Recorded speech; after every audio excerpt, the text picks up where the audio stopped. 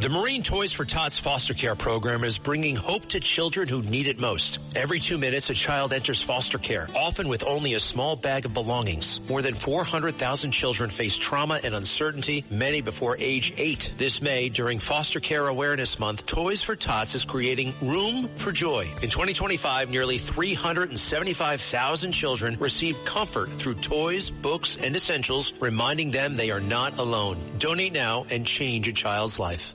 The Larry Kudlow Show on the Red Apple Podcast Network. Hello, folks.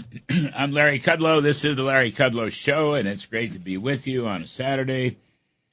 And we're going to talk about Iran. General Jack Keane will be here at the half hour. We've got big economic numbers, jobs, lots of good economic numbers. We've got redistricting, which seems to favor the Republicans right now, actually by a wide margin. It's very interesting. So all the lefties are pretty worried about the outcome. Suddenly the midterm election is going to be a lot tougher than Democrats ever thought. But first up, you can get this show, live stream it on the Internet. LarryKudlowShow.com, LarryKudlowShow.com. Is my thing coming through okay, Rod? Are we doing okay? I want to make sure it's all right. All right, LarryKudlowShow.com. You can hear us all across the country, around the world, throughout the solar system, including the Milky Way. And please, I'll make a pitch. Fox Business, fabulous Fox Business, 4 to 5 p.m. every day, Monday through Friday. The name of the show is Kudlow. And if you can't make it at 4 for some reason, just text your favorite 9-year-old, and she will show you how to DVR the show. You'll never miss a thing. So I want to start with the politics. This is about the politics of redistricting. So you know the Supremes amended the Voting Rights Act. That was, about 10 days ago, 2 weeks ago, something like that. And they take no racial gerrymandering. Very important decision, no racial gerrymandering. And that has opened the door to a lot of redistricting, particularly in the red states. So the redistricting will be adding House seats. I think Florida, Governor Ron DeSantis and the state of Florida, probably the biggest shift, carving out 4 additional Republican seats into a 20-8 Florida map. And then came a shocker. They tried to rig Virginia. I mean, really turn, I think it was 6-5 Democrats into 9-1 or 10-1, 10-1, I guess. Which would have been just a travesty. But now the Virginia State Supreme Court ruled against that redistricting, and they're going to have to go back to the original map, I would think. And Democrats lose, they thought they were going to snake an additional 8 or 9 seats right there in the great state of Virginia, even though the new governor, what's her name, Sparnsburger, she said she wouldn't, but she did as soon as she was elected. And you have various different states, odds and ends, Georgia, I think Indiana, Ohio. Anyway, the map now looks very positive for Republicans, a completely different map. Again, the federal Supreme Court made a change, no racial gerrymandering. The Virginia Supreme Court made a change. Democrats spent a fortune on this and got nothing out of it. And the Republican outlook has suddenly improved enormously just on the redistricting. Okay, that's point number 1. Now, point number 2 is the economy. And you've got all these lefty, I call them rabble-babbles, lefty rabble-babbles. Trump economy is falling apart, they say. It's all based on their opposition to the Iran war, and they're trying to make a big case about high oil prices and high gasoline prices, both of which are temporary, wartime. The war will soon be over. There's no two ways about that. And these prices will come down.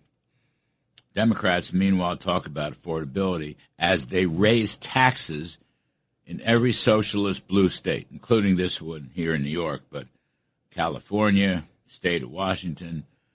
Show me a blue state governor and I'll show you tax hikes. How is that affordability? How is that affordability? Once you change the wartime prices, you'll see what's now $100 a barrel, a little less than that. Actually, they fell this week. West Texas. It's going to drop down from 90 to 100. It'll drop down to somewhere around $60 to $70. And that'll bring down gasoline prices. You could have a two-handle on national gasoline prices by the end, by November, let's say. It's not going to be a Democratic issue. No way. But you got a big jobs number yesterday, which dashes the hopes of all the lefties that there's going to be a recession because of high gasoline prices. That was their argument. A recession is coming. Every number coming out in March and April has been terrific, strong, resilient. And we got it again with the jobs report yesterday. I don't often lead with that kind of jobs number. I mean, we're going to go and talk to John Carney later on in the show. But almost a shocking number, twice what the experts expected. They thought there'd be about 65,000 increase in jobs, which by itself wouldn't have been that bad. But instead, we got about 125,000 jobs, and private sector jobs. And payroll sector payrolls, 123,000. Last month, 190,000. The unemployment rate still low at 4.3%. It's virtually full employment. Private sector jobs rising. Federal jobs under President Trump has fallen by about 350,000, 345,000, reduced federal workforce. Now that the illegal immigrants, many of whom are self-deporting, some of them are criminal deporting. Anyway, you're not getting 3 million new illegals every year, so we don't need the kind of jobs numbers that we were getting before. It's not necessary. We can have full employment. The break-even point is actually close to zero, but it's not zero because you're seeing big increases in manufacturing, in construction, technology, finance, pretty much across the board. And that was the big news yesterday. And I'm just saying, for all the lefties out there, the rabble-babble, they never give you straight talk. This came as another shock. So they're losing voting districts, they're losing congressional districts, and now they're losing on the economy. And once the Iran war is over and we're coming to the end of it, you're going to see oil prices and gasoline prices come way down. The Atlanta Federal Reserve has a GDP now. It's like a GDP tracker. And for the spring quarter, the second quarter, they're predicting 3.7 annual growth. Big number. Big number. That's consistent with the jobs number. Weekly unemployment claims, people are not losing jobs. It's rock bottom. Unemployment claims, rock bottom, holding at about 200,000. No recession in sight. No recession in sight. And here's another point. The biggest winners in the jobs and wages are the blue-collar workers. not the white-collar workers, the blue-collar workers. It's very important. When you look at the hourly earnings for production workers, non-supervisory production workers, it's up 3.7%. And their hours worked has grown by 1%. So what economists call the wage income proxy, it's a way of estimating income, wages. You're at 4.7%, 12-month increase. That is about 1.5% higher than the supervisory workers, the white-collar workers. These are jobs, these are Trumpian blue-collar jobs in manufacturing, in construction, in freight hauling, transportation. And that's running way ahead of inflation. I mean, even with the temporary spike in gasoline prices, one of the Fed's inflation gauges comes in around 3%. But 4.7% wage income is much higher than 3%. If you look at other measures, the median inflation rate from the Cleveland Fed or the median rate, so-called trimmed rate from the Dallas Fed, those are around 2.5%. My point is affordability is rising for the blue collars, for working folks. And then that gets me to another factoid, productivity, output per hour, is running at close to 3% year on year. That's a big number for productivity. The workforce is essentially sufficiently efficient. They're earning their wage increase. And the productivity rise means that business unit costs, unit labor costs, they're called, which is probably the best measure of the basic inflation rate in the country, up only 1.2%. I mean, really, that's the core inflation rate, 1.2%. Wages for blue-collar workers, 4.7%. That's affordability plus. Now, the left doesn't like to talk about that. Left only talks about higher gasoline prices. But there's a lot more to it than that, as these numbers suggest. And finally, overall, profits, which are the basic, businesses that are profitable and making money will expand, hire workers, pay better wages for family incomes. Profits are booming. Profits right now are probably the best they've been in 20 years or more. And that is driving the stock market through the roof. You've got record stock market, NASDAQ, S&P 500, and the Dow almost nearly. S&P 500. People that own the indexes are doing fabulously well. And it's not just rich people. There's close to 140 million Americans who own these indexes. And they are making great money. They're up about 25 to 30% or thereabouts, driven by profits, which are making the whole system run. Wages are rising. Labor costs are down because of productivity. And jobs are being created almost twice what the experts expected. I'm running through these numbers. I don't often at the opening, but I think they're so important. I think you have to understand you don't get a fair shake from the legacy media because so much of it is left. All they do is talk about gasoline prices and recession. Those are the Democratic talking points. Those are wrong. They're painting the wrong picture.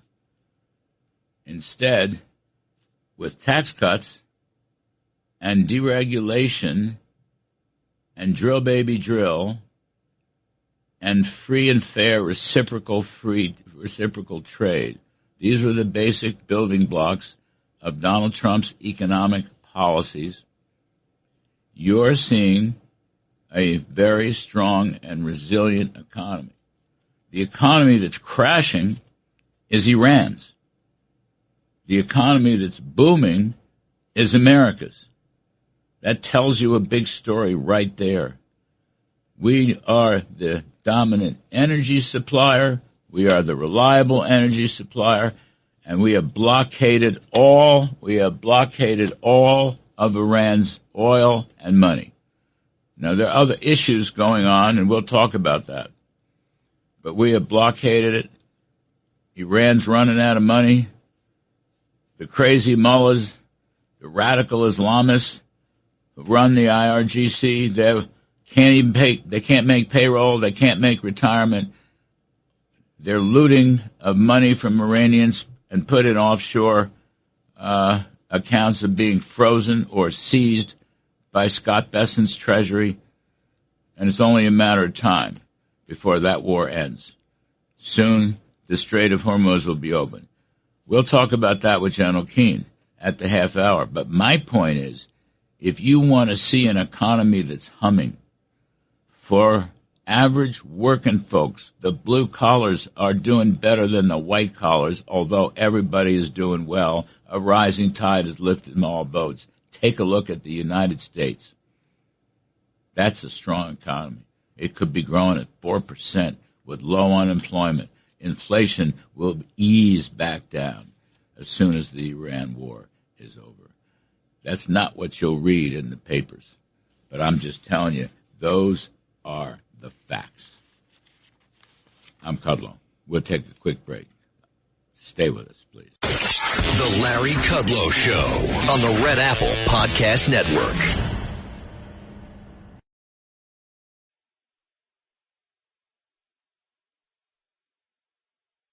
The Larry Kudlow Show. Entertaining and informative on the Red Apple Podcast Network. So we've got, supposedly yesterday was the deadline for an Iranian response to what is allegedly one sheet of paper with U.S. demands. It's all very murky. We don't know who's responding from Iran. They have so many different factions. The ILGC is running that place. Those are the crazy radical Islamists. But we don't know.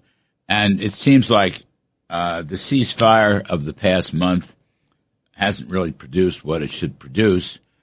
And hopefully the Project Freedom to open up the Strait of Hormuz will go back into play, but we don't know that either. So there's a lot of ifs here. I mean, we're so close to, obliterating what's left of Iran, including the successful economic blockade. But General Jack Keane will be here in just a few minutes and talk about where we are and where we're headed on the Iranian story. I'm Kudlow. Please stick around. The Larry Kudlow Show on the Red Apple Podcast Network.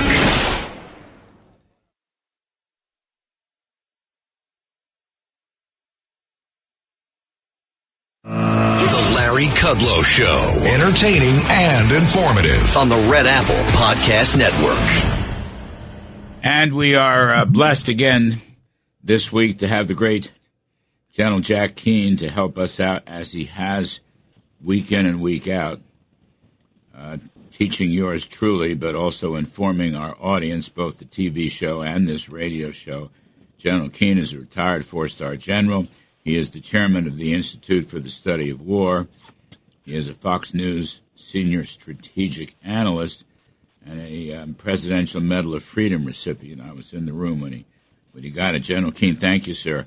As always, we appreciate your time and your wisdom. And I wanted to just begin with a thought. I mean, we've had this ceasefire that's gone on about a month, maybe more than a month. And the question is, what have we gotten for it? How has this changed the story? Are we off track in Iran, or is this part of some strategy? How do you read that, General Keane? Well, yes, Larry. First of all, great to be here with you and your audience here on Saturday morning. Truly enjoy it. Well, first of all, why did we stop this? what happened is, if you recall, about a month ago, the Iranians took control of the Straits of Hormuz. And as a result of that, we made a decision to attempt to negotiate with them a deal. Meanwhile, we were 4 to 5 weeks into the war in terms of our kinetic action. We had about 2 weeks to go. The objective that the Iranians had, Larry, in taking the Straits of Hormuz was indeed to stop the war. And we did just that. And we went into negotiations. At that point, the Iranians believed and still believe right now that they are winning. And all they have to do is read some of the publications in the United States to reaffirm that they are indeed winning in terms of what is happening here. I don't believe that's the case, but they do, as a result of us stopping the war, they have momentum. And we had 2 weeks to complete our assigned objectives. And as such, we have been in negotiations. The Iranians' second objective was the first objective achieved, stop the war. Second objective, by saying we're willing to talk, they want to extend those talks as long as possible and drag them out. They did that with the Obama administration in developing the so-called nuclear deal for 18 months. Here they know that's impossible, but to drag it out for weeks and months with the pressure that's on the president with the midterms and the economic pressure as a result of the straits being closed, they believe all is on their side and in their favor. What we have to show for it, certainly the president checkmated the Iranians in closing the straits by shutting down all of the exports coming by sea out of Iran by establishing a blockade. That was indeed the right thing to do. But I do believe we're on the wrong path, Larry. And by that I mean going to negotiations, even if we get everything in the deal that we would want. And for our audience to go, I'm not going to go down and enumerate all of them, but let's assume we get everything we want. I still think it's the wrong approach. And why is that? Because, one, it guarantees the survival of the regime, which would likely take place at the end of our military objectives as well. They would still be there, but in an incredibly much more weakened state than they are now. But number two, and this is what clearly makes a difference, we will finance their recovery because they will ask for our frozen assets, which number about $100 billion or so, for some of them to be released immediately, and some others obviously condition-based, to remove sanctions, some of that immediately, some of it to be condition-based based on behavior. But that financing and recovery will sustain the regime over time.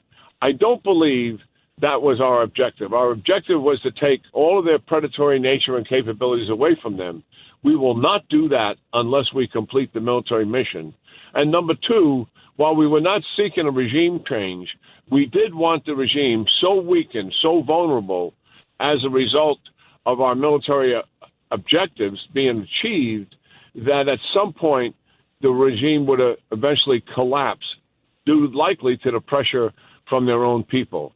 I don't believe we're going to achieve those objectives that we assigned to ourselves.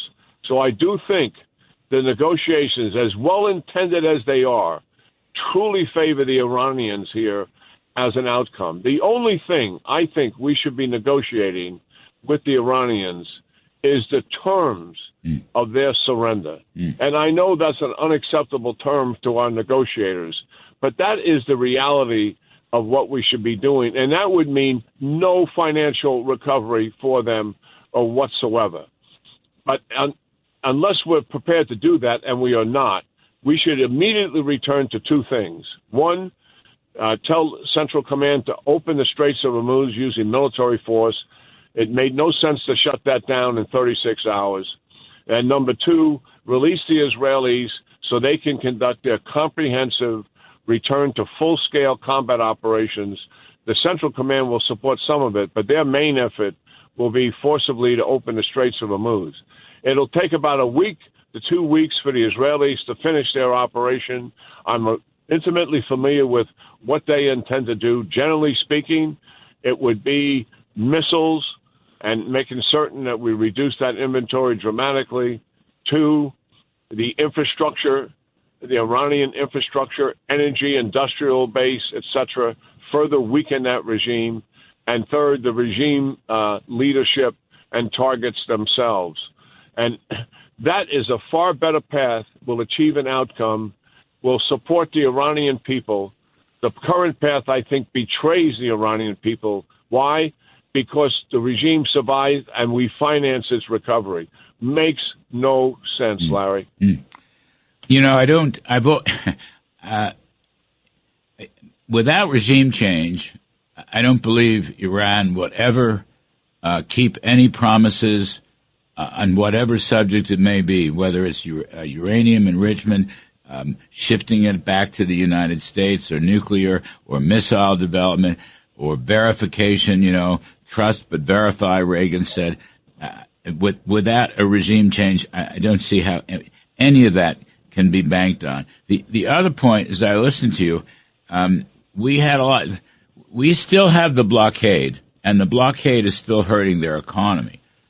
But I'm worried. No one has ever seen this term sheet, 1 page or however many pages it is. And what you say, there have been rumors that it would include giving cash back to the regime, giving them cash, which is what Barack Obama did, tragically.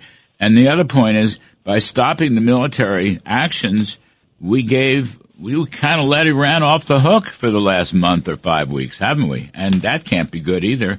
Regrouping. I mean, I just don't understand any of it. I'm for Trump. I know you are too. This is a mission that's tremendous, and only he had the courage to do it. And we don't think he's going to cut a bad deal.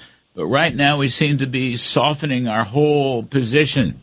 No unconditional surrender, et cetera, et cetera. After Jack Keane, my favorite general was Ulysses S. Grant. Unconditional surrender. I always thought that's where we were headed with Iran. Yeah, and I know, listen, there's significant pressure on the president, politically with the midterms coming and the oil prices. But I also, listen, I'm not a political person. But I'm also a citizen of the United States, and I think I have some common sense like the rest of the American people. I think that the collective wisdom of the American people is pretty profound. If we look at this end state where the regime survives and we help to finance its recovery, politically that cannot be acceptable, because the president's opponents, I would assume, are absolutely going to attack him for not accomplishing the missions he did. And it's a betrayal of the Iranian people in terms of we were coming to their assistance. And now we're going to help the regime recover so they can continue to punish the people as opposed to putting them on a pathway to collapse, which was what the intent was. It wasn't regime change. We knew we couldn't do that without ground troops. But we could so weaken this regime that we could make it much more vulnerable to the resistance of its own people. And with the CIA and the Mossad to undermine this regime and further weaken it covertly by creating diffusion in the ranks and breaking down loyalty as the pressure keeps being applied. Right now, there's no pressure. All the leaders are walking around, going on television, conducting meetings. They know they're not going to be attacked. They have certainly regenerated themselves when they were hiding in their bunkers personally and afraid for their lives. That's no longer the case. And obviously that has given them enormous confidence. And if the people tried to do something about it now, they would just mow them down in the streets, for sure. So, yeah, the momentum is shifted to their side. And I do think at the end of the day, as much as so many of the advisors around the president are worried about the political immediacy of the midterm elections, it would seem to me that also there's political damage to be done for not achieving overall our objectives and financing the recovery of the regime itself. That's just my sense of it. Militarily, I know we should continue what we started and finish it. And I know that's where the Israelis are, and certainly our commanders will do what they're told to do. But if you ask their opinion, they would want to finish what they started because they know they can achieve those missions and objectives the president assigned to them. Why do you suppose the Pentagon did make a bigger deal, in fact, the whole administration, when Iran starts bombing the UAE? They gave it pretty heavy bombing, and we just sort of scoffed at it. And then it turns out that the Saudis and the Kuwaitis were very annoyed at that. They're afraid we won't defend them if they get hit, so they denied the use of bases. Now, I guess they've worked that out. But I never understood why, we didn't. It's not an end to the ceasefire. Iran hit UAE pretty hard, including hitting some of their oil operations, which is supposed to be dirty pool. But we didn't really make much of that, and I always thought that was a mistake. It looks like they're punching us out, and we're not doing anything about it. Yeah, I mean, Larry, it's an excellent point. They attacked them, 2,800 attacks, which is considerably less than Israel, which was somewhere in the neighborhood, I think, of 1,500, 1,600. And why is that?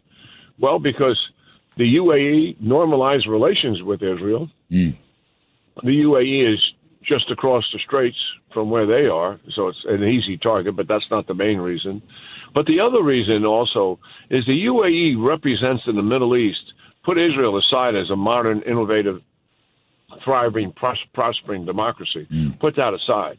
In among the families and the monarchies in the Middle East, Arab states, obviously, the UAE represents the most modern and the most successful of all of them. It's a place now where people around the world are coming to see what is there, to experience it and how different it is. I was there myself for several days, and it is quite impressive what they've achieved. The symbol of that, Iran is attempting to destroy as well.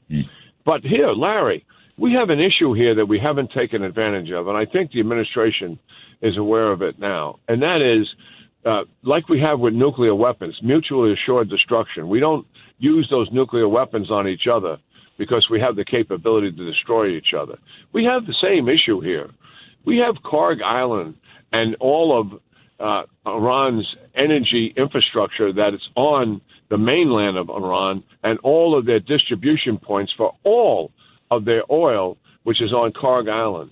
We could clearly tell them, and should tell them now, if we go back to combat operations, because they're going to want to attack is the oil infrastructure of the Arab states and the gas infrastructure of Qatar, which they've done once.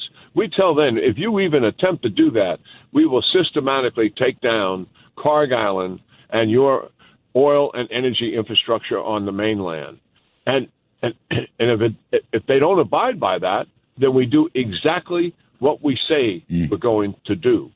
And I believe we have huge leverage with them, and we have never applied that leverage. I totally agree with you. The administration is certainly aware of that, and hopefully that would be we go back to combat operations because they're going to want to immediately retaliate, and we should tell them unequivocally when we're going back to combat operations and opening up the Straits of Hormuz, if you attack this infrastructure, we're going to take down yours systematically. Well, and make certain they understand it. I want to take a quick break, but just before, President Trump has threatened this any number of times, but we are not acting on those threats. And to some extent, that becomes a matter of concern. What's the signal? Signal to Iran, yeah, but signals to our allies in the Gulf, the UAE, the Kuwaitis, the Saudis. And then, of course, next weekend he's going to see President Xi in China. What's the signal? I want strong signals, tough signals, control signals.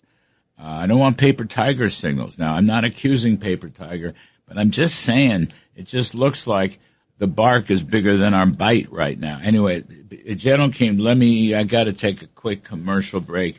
We'll come right back, folks. We're talking to the great General Jack Keane, and I'm Kudlow. We'll be right back.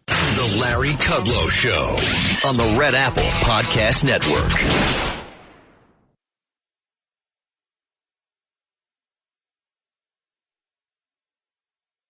The Larry Kudlow Show on the Red Apple Podcast Network. We continue with the great General Jack Keane, Fox News senior strategic analyst. General Keane, we don't know what's on this term sheet, one page. Yesterday, the president said it was more than one page. And the president is saying time and time again, there'll be no nukes and no enrichment. But here's the thing. There's no deadline on Iran's comments now. Secretary of State Rubio, as you know, said yesterday he wanted to hear comment yesterday, Friday. Friday has passed. Nothing has happened. So far, as far as I know, not in any media outlet. I don't know. I don't understand this. How can you negotiate without timetables? Otherwise, it's just open-ended, and they're going to fence around with us just like they always do. Yeah, Larry, the second objective, one I said was shut down the Straits of Hormuz, force a ceasefire. They got it. The second objective is being carried out right between our eyes here, and we see it. And that is to extend this out as long as possible. Right. We now are talking about a preliminary agreement and then begin a 30-day process to really get down to the details of the nukes. This is what the Iranians want. They want to drag this out as long as possible. For what reason? The closer we get, they're very sensitive about what's going on in the United States. They always have been. Their issue is weakening the support of the American people on the administration. And they believe as they get closer to the elections, the likelihood of the president restarting combat operations would be slim to none. And also what they really want is not a nuclear deal that has that's favorable to the United States. They want to keep dragging this out so that eventually when they finally say no to the deal, and I believe they will do that at the end, particularly when it comes to implementation. They may say yes to an agreement. They may sign something. But at the end, when it comes to implementation, they will not be there. And they know full well at that point, the United States will not conduct combat operations at all. That's what they believe is the end state for them. And it seems to me, Larry, as you're pointing out, we seem to be on that path of dragging out these negotiations, extend the time frame. Let's get this into the summer months with November coming. That is the Iranians' objective. Yes, that's what it looks like. I know. I just, we're out of time, but, General Keane, I don't want history to slip through our hands. We've done such a great job. Trump has done what no one else had the courage to do all these years, nearly 50 years, 47 years. And suddenly stopping at the water's edge, I don't know if that's the intent, and I pray it's not. But stopping at the water's edge, you're right, it just gives Iran, more and more lives, 9 lives, hell, they've had 47 years of lives. Anyway, we appreciate your wisdom, sir, and look forward to talking to you on the TV show. General Jack Keane, folks, the best of the best, honestly. We'll take a break and going to do some more economics. Economics is a big story today with John Carney and E.J. Antoni. I'm Kudlow. The Larry Kudlow Show on the Red Apple Podcast Network.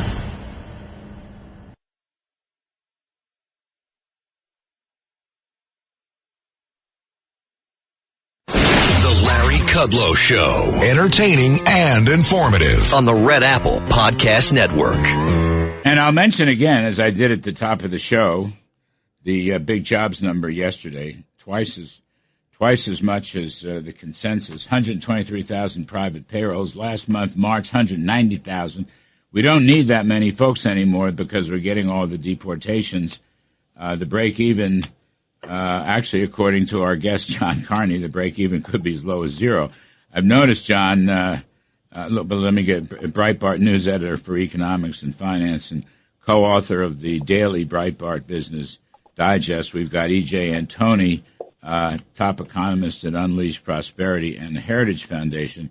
You know, John, ever since you started this break-even stuff, I've noticed a whole lot of people have picked up on it. So score one for Carney. But can I, before we do jobs, can I just, you emailed me this morning, and it's in my brain, Forbes magazine beating up on Trump because his portfolio has increased, 27%.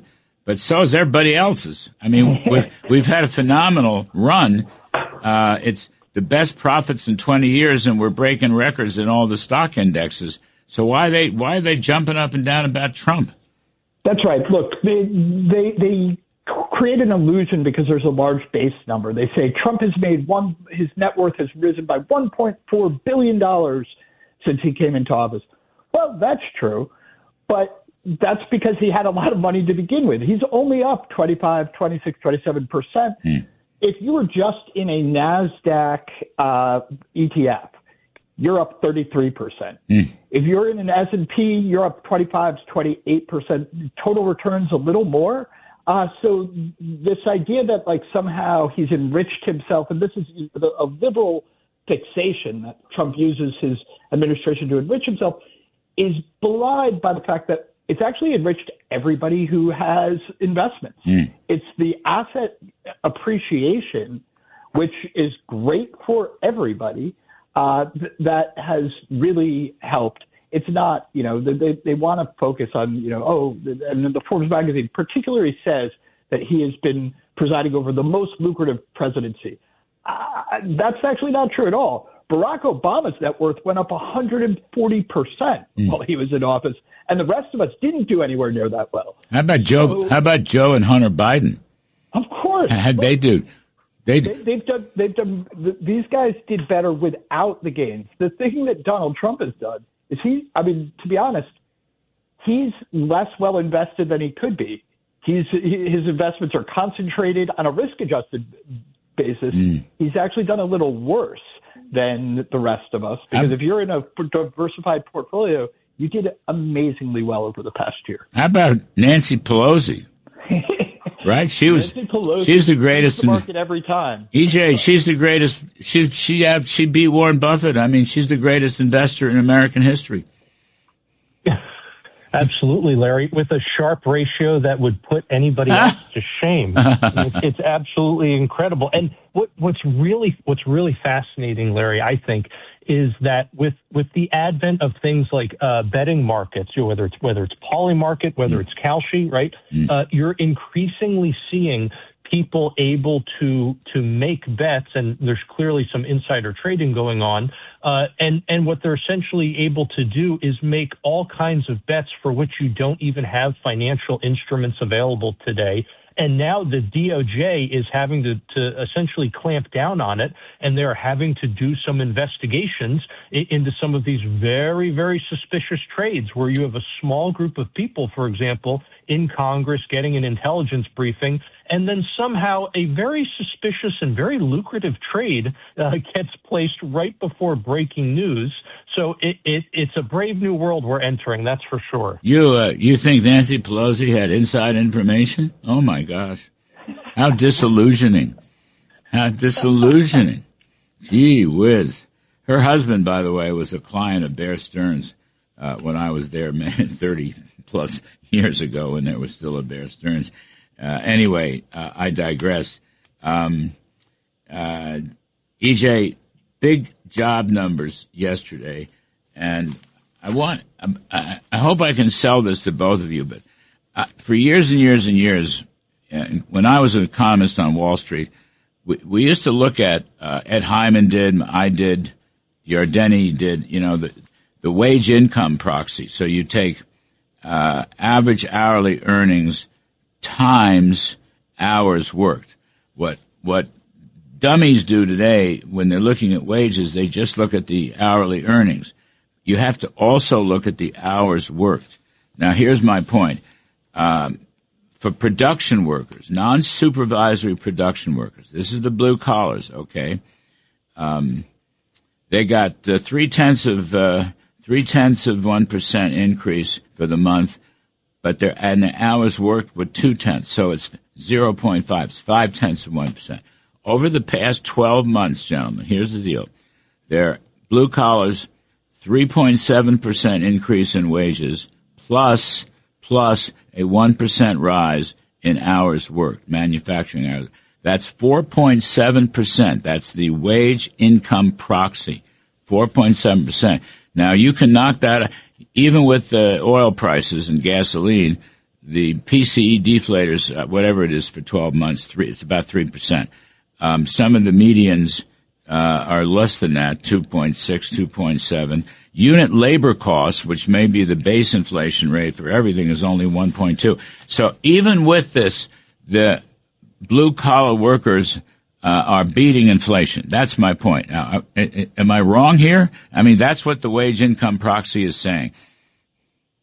Yeah, Larry, if we look at not only that, but just take the average American's weekly paycheck and adjust it for inflation, right before the war, it had risen about 2 percentage points since Donald Trump took office, because we've seen such robust wage growth that you're talking about. And it's not like we saw, for example, under Biden, where, yes, average hourly earnings went up at a good pace, but the number of hours people were working in a typical week was dropping. And then throw in inflation on top of that, and that's how you get those negative average weekly earnings. But again, for Trump, it was positive. Now, unfortunately, with higher gas and diesel prices, as you know, we've given back some of those gains. But the fact of the matter is, if the Trump economy keeps this strong wage growth going, which all the data says it will, and then you on top of that can get oil prices back down, which hopefully happens soon, you're going to return to that real wage growth, which is going to be great. That's a big reason why Trump got elected, right? People were dissatisfied with the fact that by the time Biden left office, their paychecks bought 4% less than they did before, even though those paychecks exploded in nominal terms. No, I get that. But, John Carney, when you look at this, manufacturing is picking up, construction is picking up, transportation, freight hauling is picking up. Those are blue-collar jobs. I'm just saying that wages times hours worked is running way ahead of even this, wartime inflation, this temporary wartime inflation we're seeing. You're right, Larry. I think we're actually going to see even better gains, because one of the things that was in the reports we got last week was actually showing that while wages are going up, corporate profits are also rising. That will actually increase competition for workers because businesses want to get those profits. They're doing so well that they are going to be bidding out, and we don't have a very large labor force growth right now. So what that translates to is businesses having to bid for workers, which will translate to higher wages, but non-inflationary higher wages because output is rising very quickly. This is a great recipe. Again, it's unfortunate that we have high gasoline prices weighing in, but this is a recipe for widespread prosperity, and I think we're seeing the beginning of that, and I think what we've seen so far is actually only the beginning. I think it's going to accelerate as time goes on. All right, let me take a quick break. I want to come back. I want to look at the productivity numbers, the unit labor cost numbers, and the profit numbers.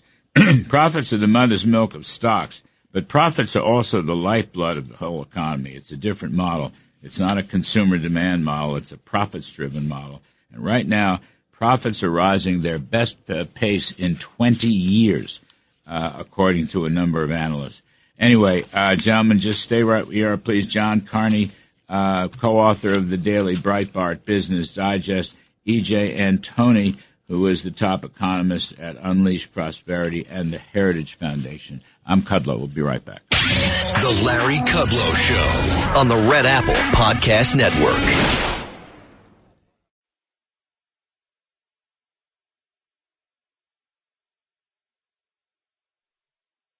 The Larry Kudlow Show. Entertaining and informative on the Red Apple Podcast Network.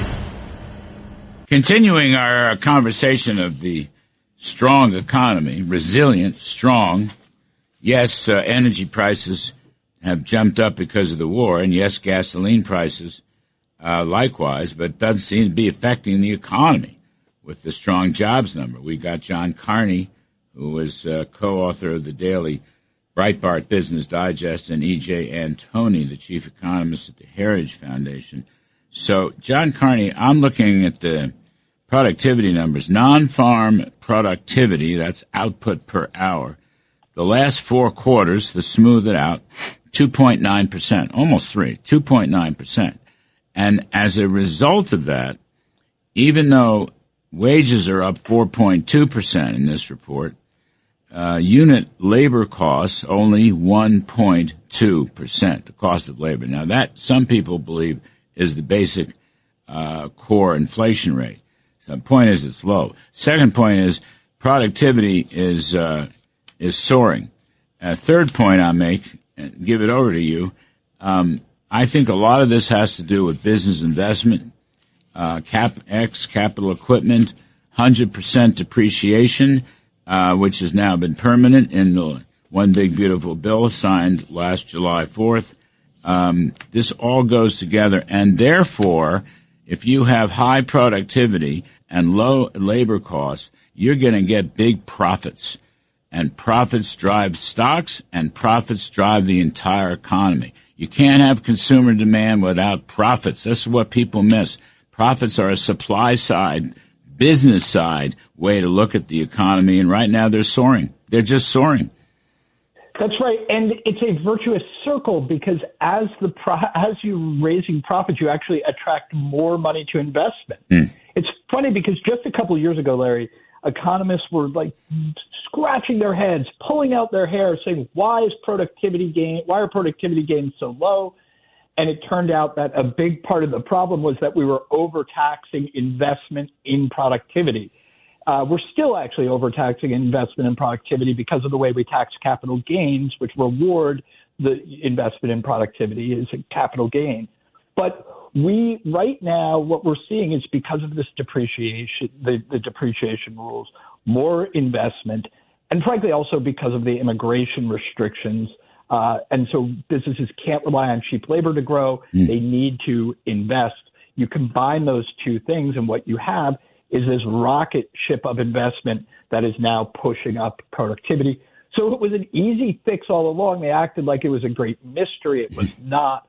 What we needed was investment that would increase productivity, that then creates more profits, that then attracts more investment, that increases productivity. It's a virtuous circle. See, E.J. Antoni, this is going to go on for a while. I mean, if you start seeing quarterly declines in profits, that's a different story. But nobody's seeing that.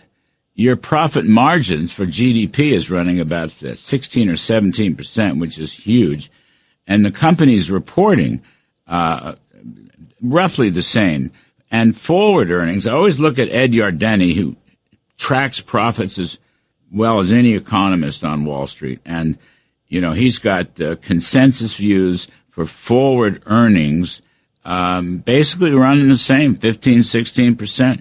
It's why the stock market keeps rising. Stocks are not overvalued as long as the earnings are there. And the economy has a tremendous potential to grow faster than usual because of all these factors, productivity and unit labor costs and business investment. And ultimately, right, if you pay your workers more, they'll have more money to spend. They'll have more income, kitchen table, you know, wives can go out and spend and send your kids to the right school and all the great things that come when economies prosper. And that's what we're seeing. And you wouldn't know it from reading the newspapers, but that's what's happening. Well, right, Larry. And you wouldn't know it from reading the newspapers, especially when they're talking about things like AI. And frankly, they're scaring people with the whole talk of AI is going to kill all these jobs and everything. Sure it is. It's going to eliminate some jobs, but it's going to create others. And let's not forget, you're never going to lose your job to AI. You're going to lose your job to somebody who's using AI. What I'm getting at, Larry, is AI and other technologies are behind this productivity boom. And so you're not going to see these mass layoffs and all this unemployment. Instead, you're just going to see one job replace another. And that productivity boom that you're talking about, you're absolutely right. It's what's going to drive wage growth. That's what technological advancement does. And when you have more money to spend, that's where you get that job creation. You might see less labor demand in one area. You're going to see more labor demand in another. It is that rising tide that lifts all boats. I love that. John Carney, the Democrats sitting around twiddling their thumbs praying for a recession ain't going to happen. It's not going to happen. There's almost no signs of any recession, but they're banking on that. That's all. If you look at the numbers, Larry, a lot of Democrats are bizarrely convinced we are already in a recession. Yes. When I look at the poll numbers, Democrats will tell you, yes, we're already in a recession. When those jobs numbers came out yesterday, a lot of the legacy media was flummoxed because they are so convinced that the economy must be falling apart because they hate Donald Trump so much that they think only bad things could happen, that when the headlines came out at first, you could tell they pre-wrote them to be disappointing. They said things like, jobs drop or, and then when they finally got around to getting it right, they said things like, well, this was a good number, but, the underlying blah, blah, blah was not very good. The fact is, this is a second huge beat. You said it was, we beat it by, twice what expectations were. As I said, I think the break-even number, and it's not just me, this is actually the real math on this was done by researchers at the Dallas Fed. The break-even number is 0 to 10,000. So we got something like 10 times as many jobs as we needed for the economy. Yeah, I heard a lot of weeping yesterday, a lot of weeping, and too bad. Prosperity is a very good thing indeed. Thanks, gents. Appreciate it. John Carney, E.J. Antoni. Terrific stuff. The Larry Kudlow Show on the Red Apple Podcast Network.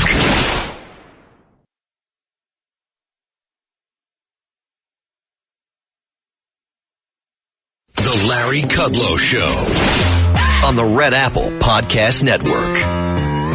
So my concern is this is Saturday, and Secretary of State Rubio said yesterday that Iran was to have reported back their review of whatever this one-page term sheet, which is the beginning of negotiations. It's actually negotiations to negotiate, but we'll get to that in a minute. Anyway, today's Saturday. We haven't heard from Iran. So Ambassador Robert O'Brien, who's a former national security advisor, a very dear friend of mine, he's the chairman of American Global Strategies. Robert, this can't go on. You can't. I mean, finally we put a deadline on it. We didn't even have a deadline until Marco Rubio said, I think he was in Rome yesterday after seeing the Pope. So he said, got to hear from them today. That was yesterday, Friday. Today's Saturday, as far as I know, they have not responded. You can't go on like this. It makes us look like a paper tiger. It's too open-ended. It's too soft, Robert. It's worrisome to me. I don't want history to slip through our fingers. Trump and the military and Israel have done a fabulous, fabulous job going, where prior presidents refused to go. But now it looks like we're playing Iran's game, stalling out, no deadlines, no nothing. What do you make of this?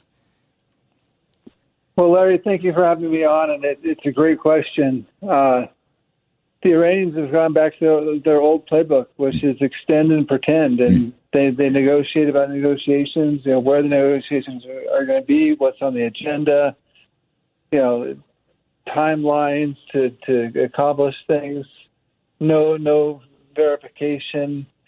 I mean, they act like nothing's happened over the past month, and what's happened over the past month is their entire military has been destroyed.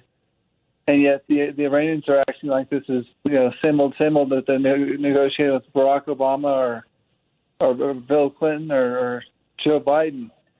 And this is a very different negotiating counterparty. President Trump has been extraordinarily lenient with them. He's been extraordinarily generous.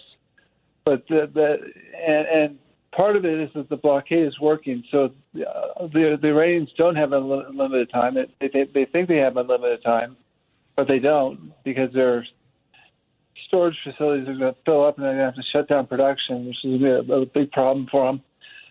So on our part, the Democrats and some Republicans need to give the president more time to let the blockade work. But I think the president at this point has to just say, look, enough is enough. And you and I both know how he can get when he feels like he's being tapped along. Mm-hmm. He's being tapped along. The Iranians are tapping him along. They don't think he's doing anything. And I think they're mistaken. I think the president will act decisively. And he's told them what will happen. We're rearmed. We've got more ships. We've got more planes than we had at the beginning in the region than we had in the beginning of the conflict. So I think it's going to be time to teach the Iranians a lesson very quickly. That's it. I mean, you're right. This is extend and pretend, and they negotiate. It's like going way, way back to the Vietnam peace talks in Paris, when they used to sit around negotiating the size and shape of the table, okay, instead of actually getting anything done. This is what Iran does. They lose on the battlefield, but they try to win the peace. Can't let this happen. Now, the old saying is, Larry, and you hit it on the head, that the Iranians have never won a battle, but they've never lost a negotiation. I know. They've been in the suit. They've been in the rug market for 5,000 years. They know how to. They know how to argue over the price of a rug. That's very good. So what about reopening the Strait of Hormuz? Reinstating, Project Freedom, which was open for 36 hours and then closed. Now, I understand the backstory with the Saudis and the Kuwaitis, although there, too, we didn't do anything. Iran's pummeling UAE and knocking out some of their oil operations. And our other Gulf friends looked at that and said, America's not going to protect us. So they shut down the bases. Now that's been settled, I guess. But again, soft power is no good. Let's reopen this whole thing. Let's go back. Project Freedom, reopen, get 50 to 100 ships going through there. Make a statement, Robert. No, you're 100% right, Larry. And the way you do that, it's not just having the destroyers escort the ships through and avoid the mines and take out the speedboats that the Guard sends out to harass the ships. You have to have a massive military campaign. You take out Iran's ability to produce and ship oil. You take out what's left of their naval bases. You take out the Iranian Revolutionary Guard Corps, speedboat bases. So it's a combination of destroyers escorting and soil combat ships escorting tankers through the strait, but it's also combined with taking out Iran's ability to attack their neighbors and their ability to attack the ships. And you've got to put some economic leverage in play and take out the Iranian ability to sell oil and pay for all the missile parts and drone parts from China. Well, that's Karg Island. That's one of the targets for sure. And, General Keane talks, and he's very plugged into Israel. I mean, Israel's done more bombing than we have, actually. But Israel, they're chomping at the bit. And as you also know, Israel's in charge of personnel and human relations, right? They're the HR heads. So they'll take these guys out. Go after the leadership, so-called. Nail them. Take them. Well, and that's important, Larry, for a human rights aspect as well. The Iranians continue to hang women, right, gays, civil society protesters. I mean, you would think the Democrats would be up in arms and would be demanding action against the regime. They say that for human rights, they say that for women's rights, but except for Iran. Iran can kill women, can rape women, can kill gays, can destroy civil society, and that seems to be okay with the Democrats. And where is the outrage? Where are the protesters that we had protesting what was going on in Gaza? Where are they for the Iranian people?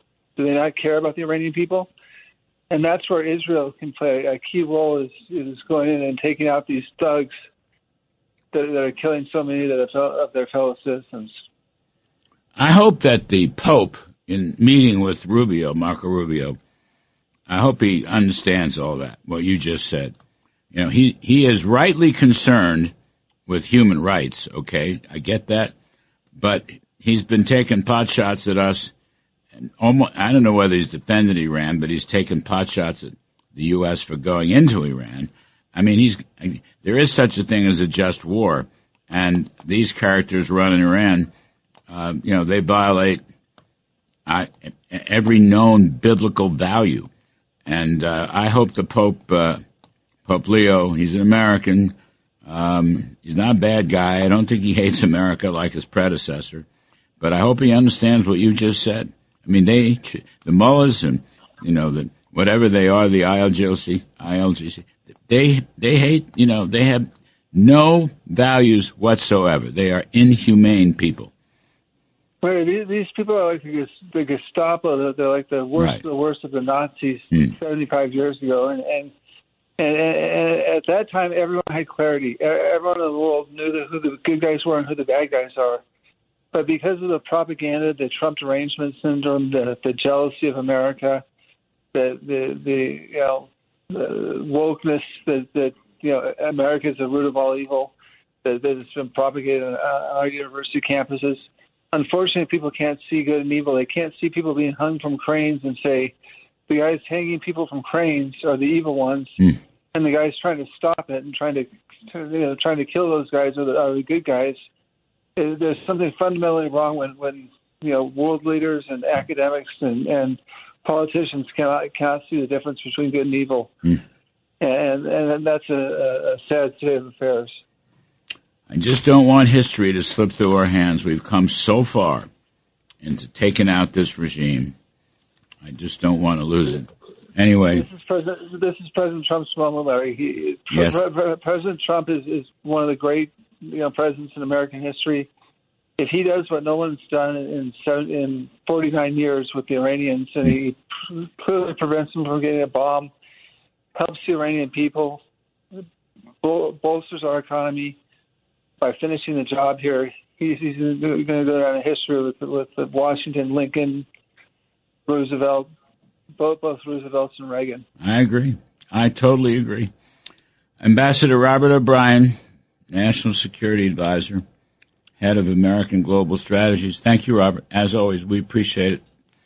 Thank you, Larry. You bet. Folks, we'll take a quick break, and Senator Dave McCormick is going to come around and talk about all the same issues, the economy and the war and the midterm elections, maybe a little bit about redistricting, too, which is going Republicans' way. I'm Kudlow. McCormick coming up. The Larry Kudlow Show on the Red Apple Podcast Network.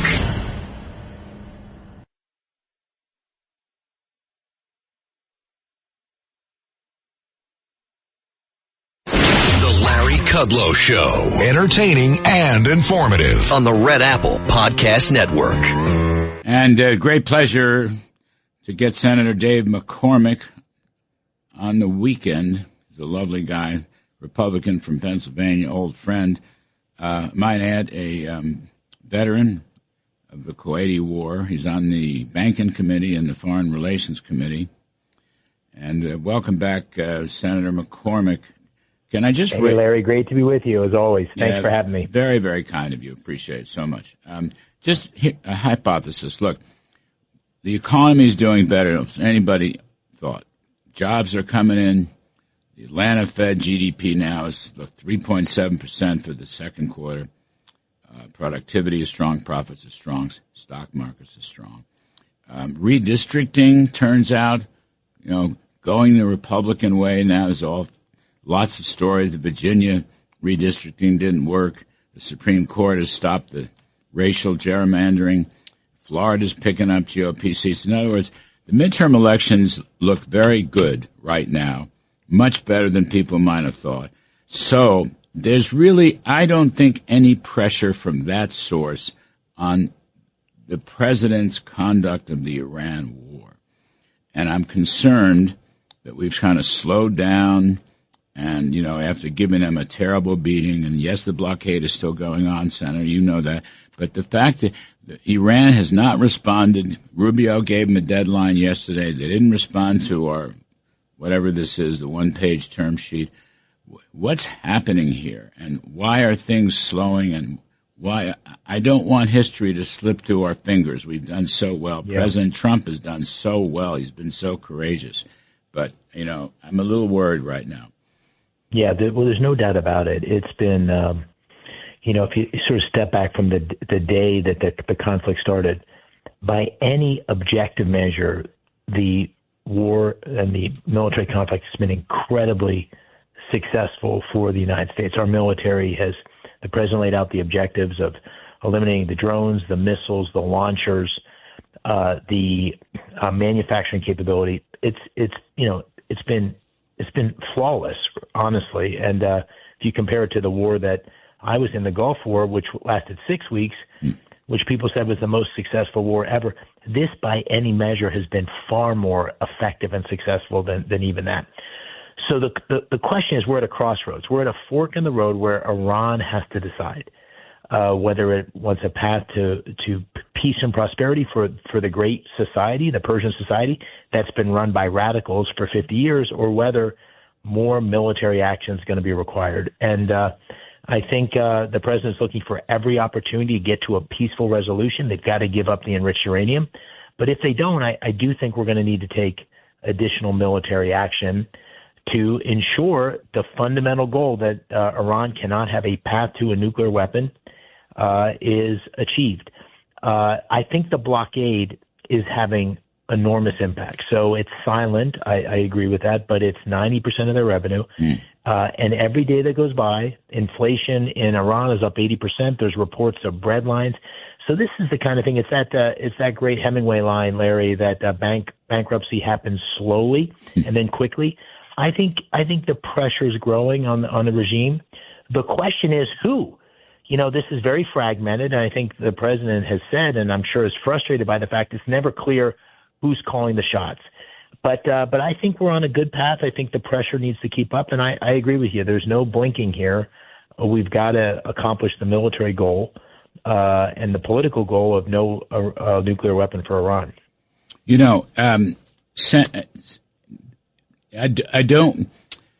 Iran is a master at prolonging and extending and negotiating and thising and thating. One of the things that bothered me is that there are no deadlines. And this particular one now, and I don't know, you have information that I don't have, but whatever this term sheet is, the one-pager that Axios reported on, I don't even know if that's real. But anyway. Yeah. We don't know what's real. We actually don't know, what even the president or Secretary Rubio are saying publicly. There's a lot of things going on behind the scenes. But if you just sort of say two fundamental things, number one, we must achieve the goal of no path to a nuclear weapon. I think the president's been clear on that. I support him 100%. And second, we are in the driver's seat in the following sense. For all the reasons you said, the economy's great here. I mean, people in Pennsylvania are feeling the gas prices. It's not a small thing. But by any measure, the economy is moving in the right direction. Our energy dominance strategy and so forth, I'm going to tell you more about that in a minute, is working in Pennsylvania and across the country. So I think there's going to be no political pressure, I don't think, in the near term that should, lead the president to do anything other than what he said. The question is, how long can Iran continue to suffer through, I think, the enormous pressure that it's feeling based on the steps that we've taken. And I'm hoping that they'll prevail. The problem is you're dealing with a regime that's not always logical or rational. This is a bunch of ideologues and radicals, and they're very difficult to predict whether they're going to act in a way that's to the benefit of their people. Right. See, these are not civilized people. They don't care about their population. They only care about themselves. And they do lie. 100%. They lie. Trust but verify. Verifications, I'm sure it's in these term sheets, but they have no track record. I mean, the regime itself they're new players, but the regime itself is still there. We're talking with Senator Dave McCormick of Pennsylvania. And as I say, he himself is a veteran among his many other skills and credits. So come back to this other point. The economy is resilient. The bears, the lefties are wrong about this. All the redistricting stuff is helping the Republicans, not the Democrats. So I don't see, some people are saying, well, Iran is playing the game, stalling out till the midterm elections. We're going to win the midterm elections. You're going to win the midterm elections. You're going to win them. I mean, I'm not worried about that. I doubt if Trump is that worried about that. If his aides are telling him to worry about that, they're giving him lousy advice. You got to do what you got to do right now. Dave McCormick, what's wrong with deadlines? Iran should have deadline. We gave them deadlines 2 months ago. I mean, deadlines are very important in war and peace. Yeah, well, no doubt. And as I said, I think we have given them deadlines. I'm not sure what's going on behind the scenes and whether there's meaningful progress. But I do think we're in the final end game here. Yeah. I mean, I don't think we can continue to push these deadlines out, and ultimately Iran's going to go down the path we hope they'll go down with all your caveats about trust and verify, and that they've been a very deceptive regime for 50 years.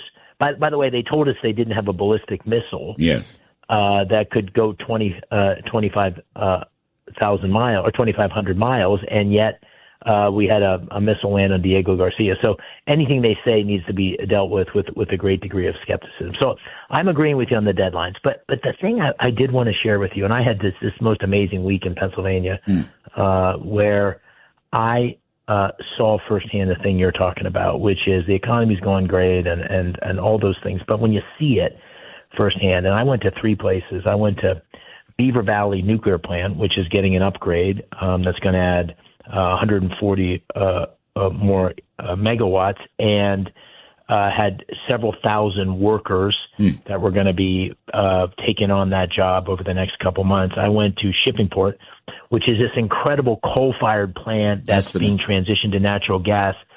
Thousands of jobs, Larry. This is going to create almost a gigawatt itself right there.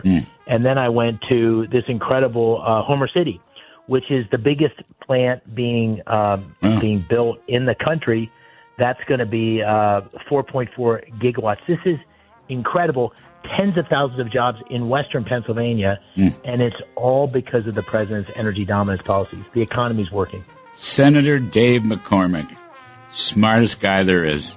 Terrific stuff from the great state of Pennsylvania. We appreciate it, Senator, very, very much. Thank you so much. Folks, we'll take a break and do some stock market work on the other side. The Larry Kudlow Show on the Red Apple Podcast Network.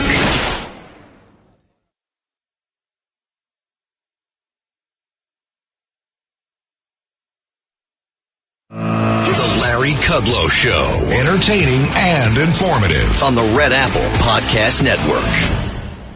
Well, we're going to talk about stocks. Stocks are a lovely thing to talk about. Big numbers across the board. Actually, of course, this past week, markets were very strong, up about 1.5% to 2%. The NASDAQ doing even better, up 4.5%. But one of the things I want to talk about with our distinguished guests, it looks like, if I read this right, small cap indexes. The S&P 600 year-to-date is up 14%. And the Russell 2000, which I think is a small cap, that thing's up 15%. So those are the leaders. Now, the S&P 500 is up 8%, and the NAS is up almost 13%. So everything's good. The Dow, slowest one, 3%. But in any case, why is small caps doing better than the big caps? Let's talk to our guest, Jeff Kilburg, CEO of KKM Financial, Pete Najarian, co-founder of Market Rebellion and Option Monster. Gentlemen, thank you. Jeff Kilburg, small caps, everything's doing awfully well, driven by profits and profits. It's an earnings bonanza, according to a Bloomberg story. But why are the smaller cap indexes beating the big caps? Well, Larry, wonderful to be on with you, and what a pleasure to be on with my first boss, Pete Najarian. Just an awesome human being, and we can talk about that. But let's talk about why we're so excited, why the S&P 500 is above 7,400, why we've had this snapback rally, and why the Bears have been kicked in the absolute teeth. It's because of profits. It's because of these profit margins. We typically, Larry, on the 10-year average, we've seen the annual growth year over year at about 8.6%. We're currently trending at 27.7%. That's 3 to 4 times. You got to check my math from my Notre Dame days. You know I wasn't a math major. But that type of growth is certainly being injected by these smaller participation companies. So I get excited, but Pete's going to put a finer point on it for me just because he's smarter. But wait, did I hear an answer there? Why are the small caps outperforming the big caps? Because of the broader participation. I think you're seeing, we've talked about the great rotation, we've seen the Mag 7 repricing, and all of a sudden, with the anticipation of WARSH coming in, with the anticipation of rates coming down, you are seeing the small caps participate. But the real winner so far year to date, Larry, it's the semiconductors. SOX, It's up 65%. Yeah. I couldn't agree more, Larry. I mean, Jeff's a very smart guy, and I know he's downplaying it, but I mean, the reality is that you know what, the entire market is getting this sense of urgency to continue to buy, and that's what we're seeing. And all you've got to do is look at what do the earnings look like so far as we've gotten into the most recent earnings season. Well, we're 85% beats, so I think that speaks volumes about what the mentality is right now of looking at the markets. I think looking the right way, which is, hey, look, earnings are strong, revenues for the most part are extremely strong, and this is an economy that's far better than we constantly hear about how bad it is. I don't embrace that at all. I think those guys are still thinking about things years ago, not things about what's going on right now, and we're seeing that more and more, Larry, where I think there's a comfort zone that people have right now, and certainly, you know, is it AI? Yeah, absolutely. That is one of the biggest attractions that people have. That's what's moving semiconductors and all the rest. But it goes deeper than that. We also had monstrous earnings this past week from names like Disney. You know, so it's not just the AI trade, but the AI trade certainly is the leader. Well, I think generally it's a profits boom. Maybe the best profits boom in 20 years. Yeah. And you're seeing profits of the mother's milk of stocks, and you're seeing it across the board. By the way, I went and looked. The SOX index up 66% year to date. That's really something. I didn't realize that. Remarkable. It is remarkable. Remarkable. Just kind of blows it right off the page. Why is that? I mean, I thought people were saying that semiconductors weren't the place to be. Well, I'll jump in real quickly, but I think the software apocalypse, we saw IGV, which is the ETF, which follows all software, because seemingly AI is replacing every software. I don't believe in that narrative, but you've really seen people kind of go into the semiconductors, and you look at a name like Intel, which President Trump came in and took a 10% position just last fall. It's only up about 500%. That was a good one by the president. But if you look at semiconductors you'll encourage in general, him. You'll encourage him to do more. But AMD, Broadcom, Micron is just on an absolute tear. But of course, you know, some of these names that we actually own, Larry, in our Mango Growth ETF, ticker symbol Gary. That's the growth ETF that I manage. We own these semiconductors. We've kind of stayed away. We are nibbling at the Palantirs and some of the software. But when you see this leadership refocus back to some of these chip names, it just seems to kind of underscore the fact that the demand for chips is insatiable.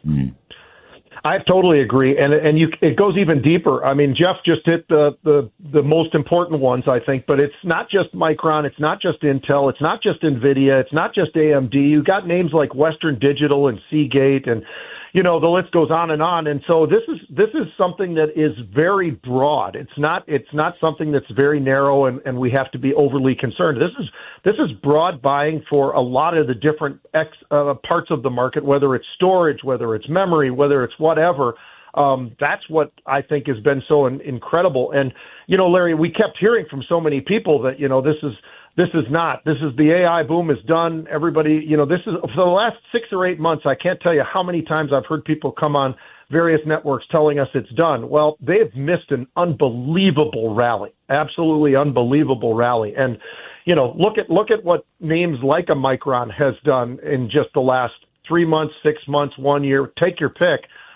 Absolutely extraordinary numbers getting put up by not just Micron, but take a look at that one. Take a look at Seagate. Take a look at Western Digital. Take a look at any of these names that are the names behind the big names, and they're absolutely crushing it right now. I see the VIX index is down to 17. Mm-hmm. You always tell me to look at the VIX index, and I'm looking at it. Well, and Larry, the interesting thing about the VIX is, everybody gets so overly concerned, I think, when we pop back up and we get up there towards 20.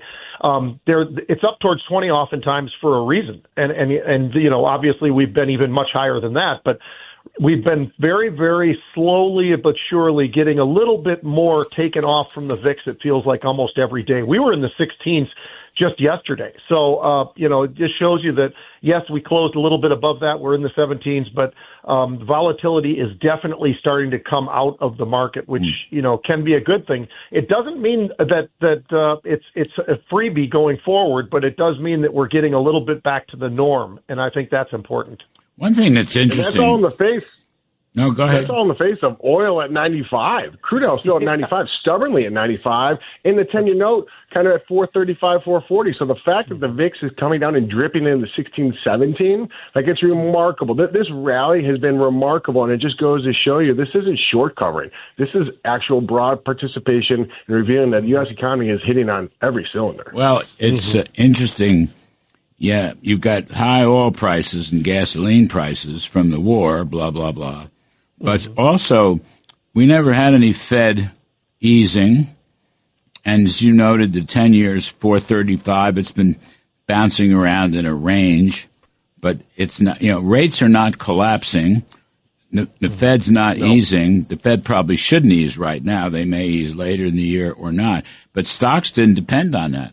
I mean, it just goes to show you what profits can do. There's a lot of People obsess about the Fed, and they obsess about the target rates in the Fed, and they obsess about the goofball that's leaving the Fed, which he should leave the Fed, but he won't. Kevin Warsh will come in. Kevin will be a good reformer. But the point is, profits just seem to dwarf all this other stuff. It just dwarfed war, dwarfed interest rates, I don't know, dwarfed all the naysayers. Dwarfs all the left-wing legacy media that's trying to talk us into a recession.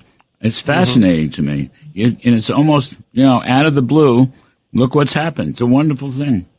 Yeah, I totally agree. And by the way, it has been very difficult. At some point, we've got to get a deal with Iran, and it's going to have to be something that's going to really, truly stick. It's not just something that it's for this moment, and then all of a sudden they go back on their word. So, once that happens, Larry, I think we start to return very rapidly back down towards those levels that we've been used to over the last couple of years, which is call it crude sitting somewhere between 65, maybe even up to 75. But here at 94, the other day we did get back all the way down towards 90. I might even have broke 90, but it rapidly came right back. But that will be the key, and that will be an unbelievable lift, I think, for the markets, because when we've seen oil getting slapped pretty good to the downside, we certainly have seen the market start to understand how quickly the market could be a lot higher even than it is right now. And we are at record highs, it seems like, at just about everywhere you look. But that gives you a lot more reason to be that much more bullish if we can get this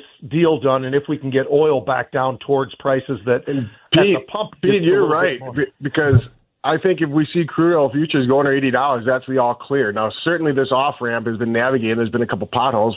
Seemingly we're running out of people to negotiate every time we talk to somebody that they're not there anymore. They're eliminated. But the fact of the matter is that you are seeing some optimism. Markets typically bottom before this, but this Iran conflict is actually going to be quite disinflationary. And from my perspective, I think the supply chains, in the same way supply chains were rerouted post-COVID, you're going to see oil in the Strait of Hormuz not really be that material in crude oil and Brent oil. So therefore, I think you'll see the price of crude go under $60 in the next 6 to 12 months because of the disinflationary component of all the supply chains being rerouted by Saudi Arabia, et cetera. But we're the biggest producer of oil. Yes. We're the biggest exporter of oil and petroleum, whether it's diesel, gasoline, oil.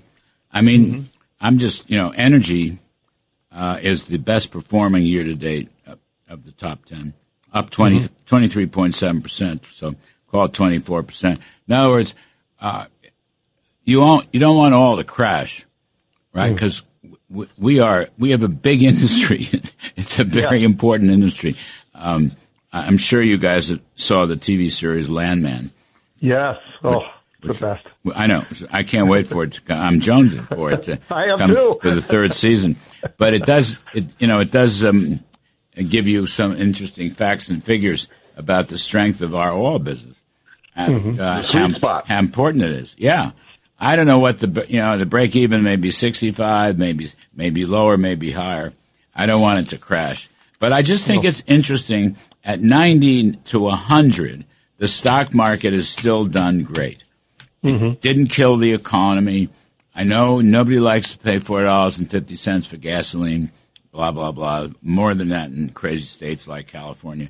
But it didn't kill the economy, and it didn't kill the stock market. That's all I'm saying. It's an interesting little factoid. Yeah. Well, absolutely, especially when we have to all factor in all the different things that are caused because of the price of oil and all the different moves. And it's not just going at the pump. It's a little bit of everything, right? Going out to dinner. Permeates. Yeah. My glasses, my antihistamines. I mean, I have a whole list of stuff that I carry around. You're right. But it still hasn't killed us. I mean, I don't know. It's just interesting. It came from $60 kind of prior to the Iranian conflict, so it traded between 60 and 70. So we can revert back there, and as you know, whenever you see a back and fill, a big move, you typically have a back and fill. So I think there's a back and fill opportunity. But to Pete's point, we really have to secure this off ramp in Iran, and we have to get rid of the nuclear component, which seems to be the paramount focus right now in the administration. Well, Israel is in charge of personnel, and I think they're going to do a fine job. Their work is not done yet. They're the HR department. A lot of these Iranian leaders may not make it home tonight. Anyway, we'll take a quick break. We're talking to Jeff Kilburg and Pete Najarian. I'm Kudlow. Be right back. The Larry Kudlow Show on the Red Apple Podcast Network.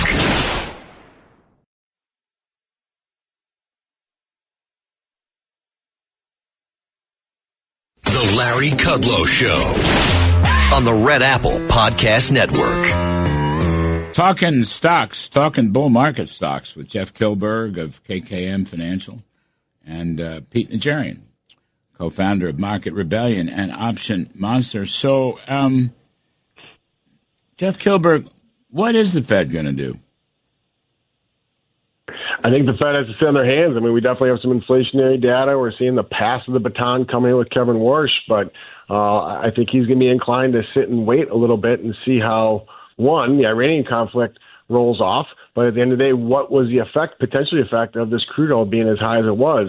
And I'll let Pete, who also, by the way, Larry, was a two-time captain for Coach Lou Holtz. We have a common Iran, Coach Lou Holtz here, and I think that's why I got hired by him and his brother John. But as a two-time captain, Lou Holtz, I'll let him put a finer point on it. But I think the Fed is going to sit and wait, but they want to cut rates, and I think that's why your small caps are catching up in the insinuation that we're going to see interest rates move lower. But it's an exciting time to see Kevin Warsh come in and Fed Chairman Powell hopefully have some closure in his chapter. Yeah, hopefully. Pete, where did you work for Lou Holtz?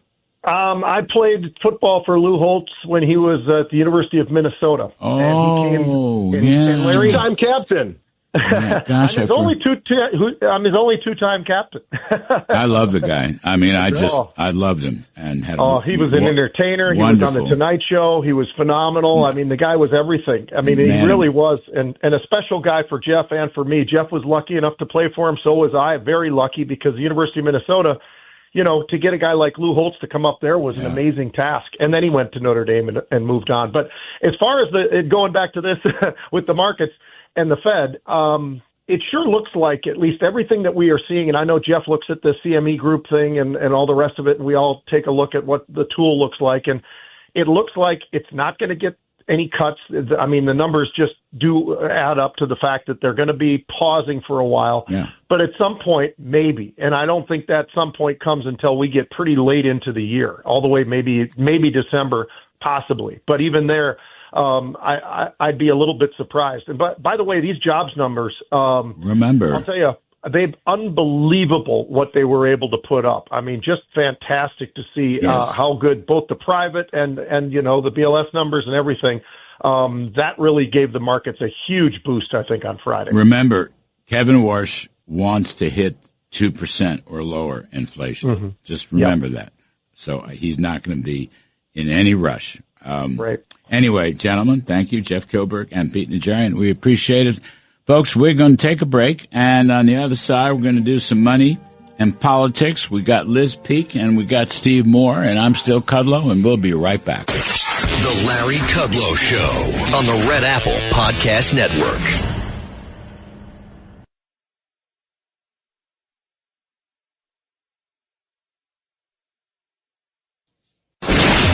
Kudlow Show. Entertaining and informative on the Red Apple Podcast Network.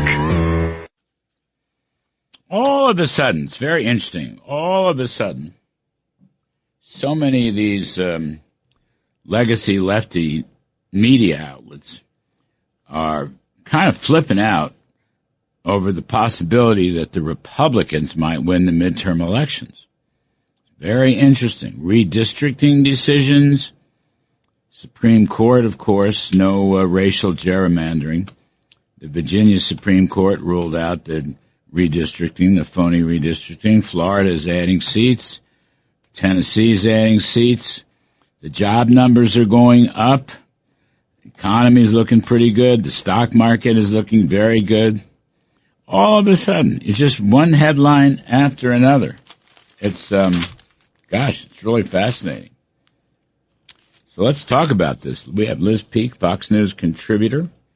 We have Steve Moore, WABC radio host of More Money, plays on most of these same radio stations right after this show. Welcome back to both of you. So, Liz Peek, lead off for us. I mean, there's just a flurry of headlines from unlikely places that suggest the Republicans might win the midterm elections. Ha, ha, ha. Well, let's not count our chickens. But the reality is this Virginia decision was pretty huge, and the Supreme Court decision was pretty huge. The bottom line is Virginia seems to me to be a sort of one-off in terms of the Democrats there doing something that they knew was pretty sketchy and could be overturned, and indeed was. But the Supreme Court decision, I think, is really a welcome change. The idea that we cannot include race in how districts are formed, obviously in Democrat-heavy states, that is a big deal because they traditionally do that. They always want to do it because they get 85% of the black vote. So they figure any district that they make a majority black district or black and Hispanic, they're going to win.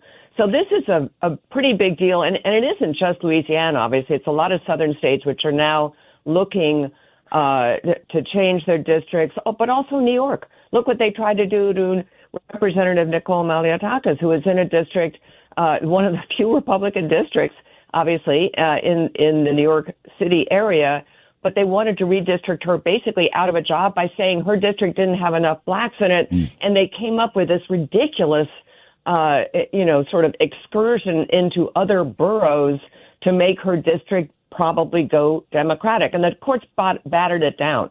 So, Larry, I hate redistricting. I think it's an awful process, but it does look like Republicans have an edge here. I don't think that Trump kicked off this flurry. It was Democrats in New York that tried to do it. Trump responded in Texas, and then it was sort of no holds barred. But I think, look, Republicans are also winning. Steve Moore had the most wonderful piece come out about wealth going from blue states to red states. Policies matter, folks. And even in crazy blue states and cities like Los Angeles and California, there's a chance Republicans break through because the Democrats are doing such a lousy job. Well, Steve, I mean, it's so wonderful. Wealth going from blue states to red states so's the population and so the congressional seats. I mean, this is a long-term trend, but it's going to rear its head. I mean, let's look at Florida, right? So DeSantis, who may or may not join the Trump cabinet or may or may not run for president. We can talk about that in a moment or two. But he's adding 4 seats for redistricting that will help Republicans pick up 4. And I think Tennessee is helping. And, of course, Virginia will not do what it was supposed to do, as Liz pointed out. So all of a sudden, it looks pretty good for the Republican team. Well, I like your optimism, Larry. I think it's going to be hard for the Republicans to hold the House, but the Senate is looking better, and that will be a big deal if the Republicans can hold the Senate. You know, usually the party out of power loses about 20 seats in the midterms. So I'm not going to bet on the Republicans to win the House, but I think that it's 50-50 now that they could actually hold the Senate. Look, I despise gerrymandering. I can't believe in the year 2026 this is still going on. I blame both parties. It's become an escalation. I think we should just take politics out of I do think this is a danger to democracy, that you've got all these states. I'm from Illinois. The way they're shaping districts is outrageous. What's happening in some of the red states, I think, is improper. Why do we have to have the politicians do this? This is 2026. You can have computers just draw compact districts. The whole idea of a congressional district is that it represents the people in that area. It's a representative form of government. You've got districts that are now like 100 miles long in a lot of these states. And so I hate it. I think a pox on both parties for doing it. I don't know how you de-escalate this. But I also agree entirely with what Liz just said. The idea that you'd have racial gerrymandering in 2026 is ridiculous. Can't we be post-racial? This is not the South of 1965, Larry. And so I hate that too. And I just want to see politics taken out of this. I don't think it's appropriate to do, in the middle of a decade to do this redistricting. That should be outlawed by the courts. But meanwhile, I do like your message on the economy. Boy, remember a month ago, all these liberal economists, we're heading for stagflation. Yeah. Stagflation. And recession. High unemployment. We've had 3. Now we're seeing the opposite. We've had 3 recessions in the last 6 weeks. I mean, it's unbelievable. And now all of a sudden, the last 2 job numbers blow that out of the water. And you can almost look at any piece of data. ISMs are strong. Yeah. Unemployment claims are low. Productivity is high. Profits are soaring.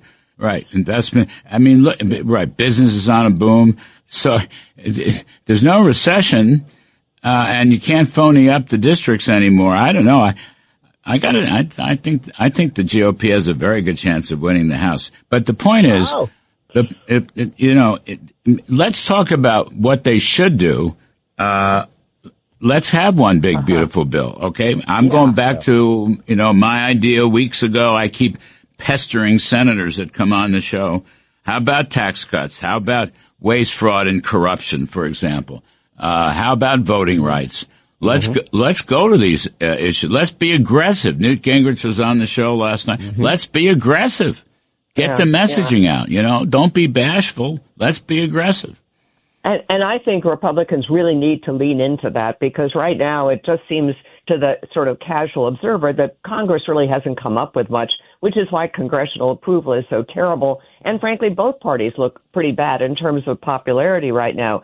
But Larry, I do not understand why senators are resisting this. Why are they For example, we all talked about change indexing capital gains. Right. And Cruz is out there talking about capital gains. I can't imagine that 90% of the country would not be on board with this, because they either have investments that they're going to have to pay a tax on, or a house, or a business. And all 3 of those are going to get completely murdered by some states and some cities like New York City, which treat capital gains as ordinary income. They need to really do this. And why don't they do it? We have the House. We have the Senate. I agree with you 100%. They need to pass another big bill, solve this whole problem of financing Homeland Security, maybe in perpetuity. Give them money for better oversight of voter rolls and things like that, which Democrats are resisting like crazy. They've only done one thing. They've only done one thing in 2 years. Think about it. They've only done one thing. I keep asking too, and they're not even embarrassed about it. I really don't understand it. Tommy Tuberville keeps saying this every time he comes on. Now, he's leading to run for governor of Alabama. I'm sure he'll win. But he keeps saying we don't do anything up here. Yeah. I mean, they've only had, think about it, one big, beautiful bill. That's all they've done. Now, there's been a lot of yapping and, thising and thatting and the usual back and forth. But in terms of actual work product, they're a little short. I mean, private sector business productivity is rising, but you can't say that about Congress. Productivity is declining.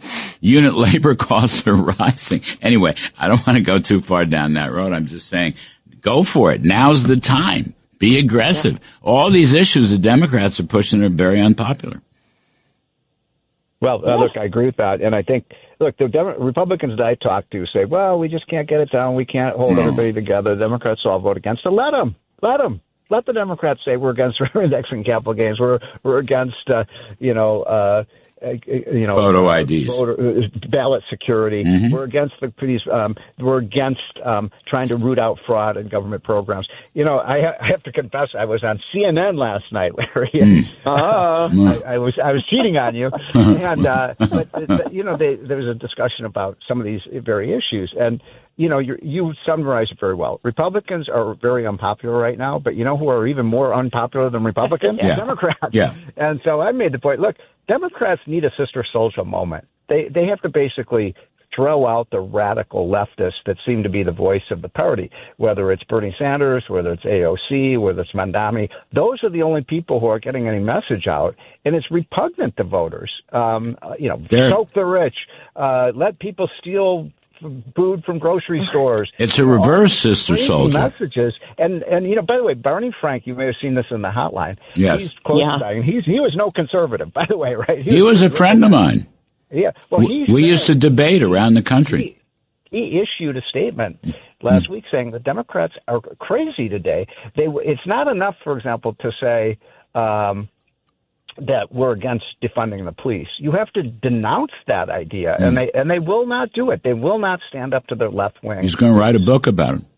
He should. I think he has. I think that's why he's out there talking about it. But Rahm Emanuel is talking about it. I mean, there are some Democrats saying we are really on the wrong side of almost every issue, and they are. Rahm Emanuel. And that's why. Yeah, but hang on. Rahm Emanuel is. Went up and endorsed this socialist communist Nazi running for the Senate in Maine. All right. So did Chuck Schumer. They all ran to endorse this guy who had a Nazi tattoo, and he's using a plastic surgeon or something to take it off. He's self-proclaimed communist. He's self-proclaimed socialist. And they're all endorsing him. Okay? Yeah. And Maine. Did Rahm Emanuel endorse this guy? Yes. Oh, yes. I'm so disappointed with Rahm. I thought he was common sense. Yeah, I thought he was running to be sort of in the middle of the party, so that is kind of odd. There's only one common sense Democrat leadership. That's Fetterman. That's right. And Dave McCormick and some others tried to talk him into switching parties, but he's not going to do it. He's not going to. But okay, but I'm just saying. I mean, they're. Newt said this last night. Turning point when Trump at the State of the Union. Remember. And he keeps making statements, and they don't stand up and clap. And then he turns to the camera and says, they're crazy. Right. They are crazy. They're crazy. It's the left-wing party, but that's the crazy party. Sarah Sanders said it in her rebuttal a couple of years ago. Yes. There's a normal party, and there's a crazy party. Guess which one is crazy? They're also afraid of the far left, and it's really kind of ruining their party. I mean, Chuck Schumer is the poster child for this, but he's terrified of AOC, who really is a nitwit. I mean, she's very capable on social media. I get that. Pretty girl, but she makes no sense half the time. And that is who Chuck Schumer, who is supposed to be kind of a statesman at this point, He endorsed him. I mean, he endorsed the guy in Maine. He endorsed the guy in Maine. It's appalling. Seriously, it is appalling. It's unbelievable. It's all about money, Larry. It's all about money.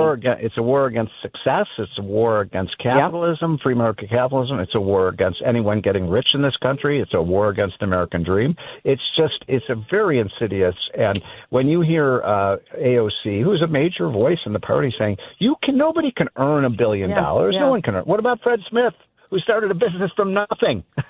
The greatest transportation company in history. You're saying he didn't earn it? Yes. What about Nancy? What about Nancy Pelosi? She started with nothing and was the greatest investor in history. I got to take a break on that note. We're with Liz Peek and we're with Steve Moore, two of the best.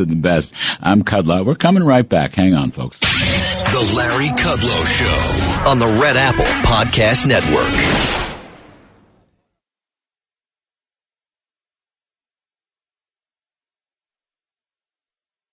The Larry Kudlow Show. Entertaining and informative on the Red Apple Podcast Network. And we're talking money and politics with two of the best.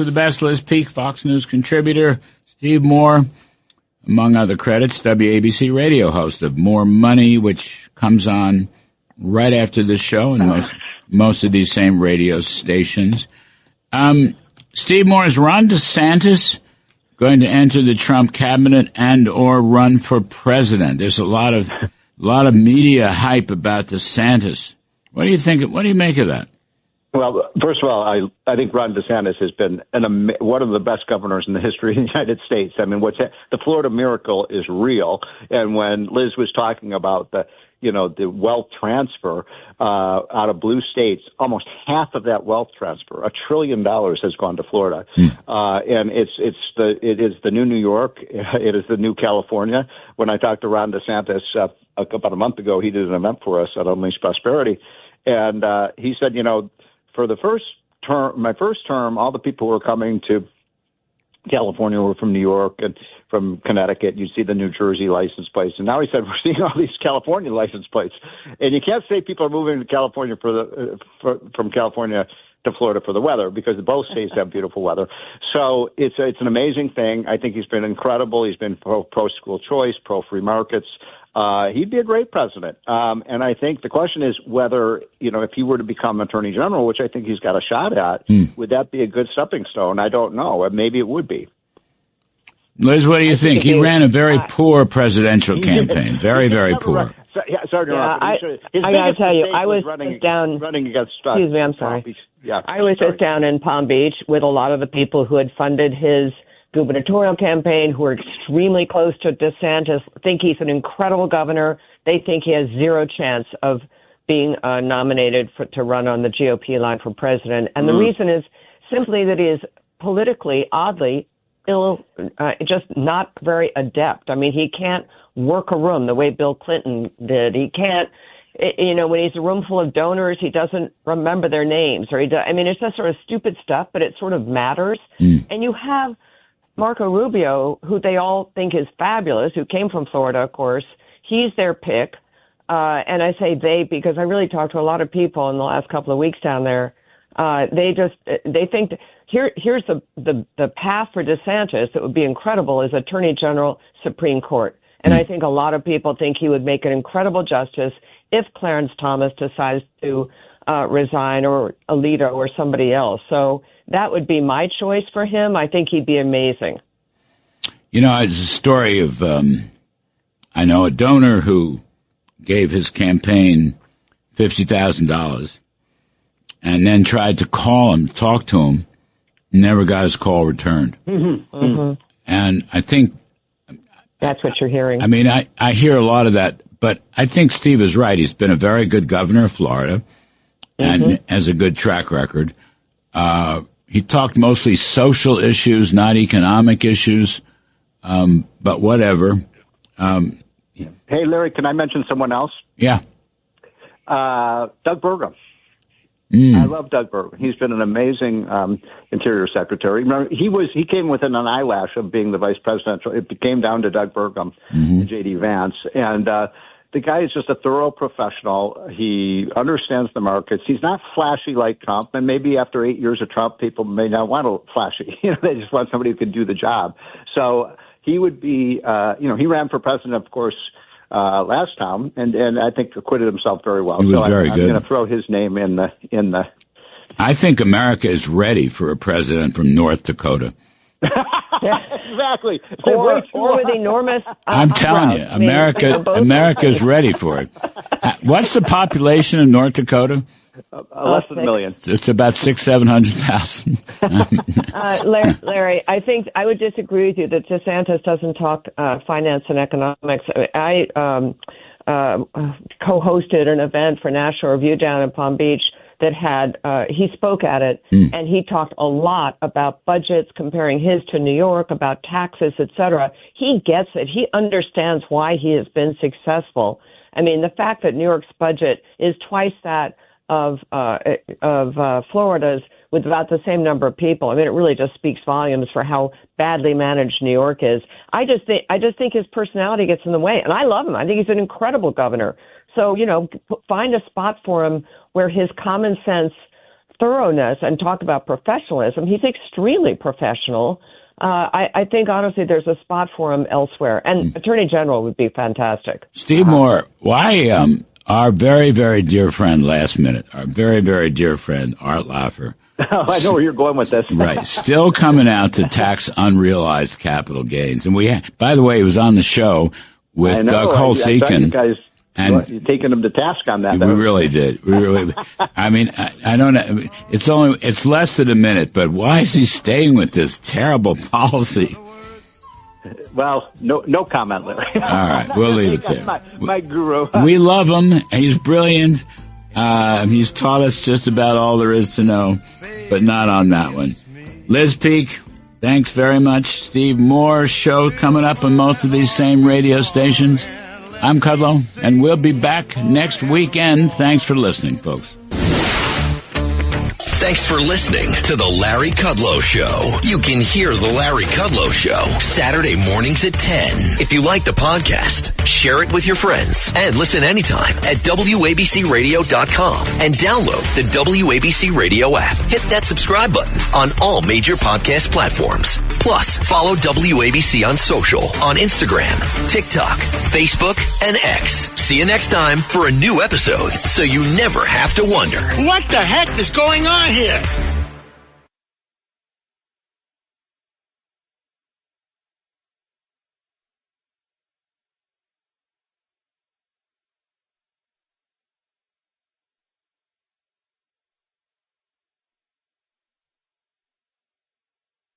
.77 WABC and Bergen Newbridge Medical Center honor the life of legendary broadcaster and our friend, Ernie Anastas. Hi, it's Ernie Anastas. You know, your thoughts can affect how you feel. Bergen Newbridge Medical Center is the largest hospital in New Jersey, providing comprehensive, equitable, compassionate, and high-quality emergency inpatient and outpatient medical care, plus mental health services and substance use disorder treatment. The Bergen Newbridge team can address your total health needs in one convenient location. Call 201-225-7130